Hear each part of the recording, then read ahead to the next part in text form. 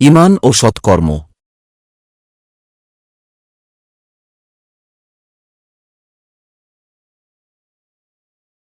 যারা ঈমান আনে ও সৎকর্ম করে, আল্লাহ তাদের প্রতিশ্রুতি দিচ্ছেন যে তাদের জন্য ক্ষমা ও মহাপুরস্কার আছে। সূরা আল-মায়েদা আয়াত ৯।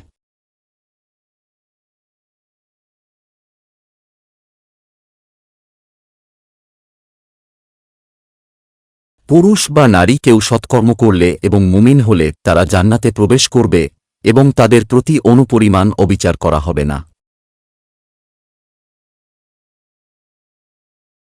সূরা আন-নিসা আয়াত ১২৪।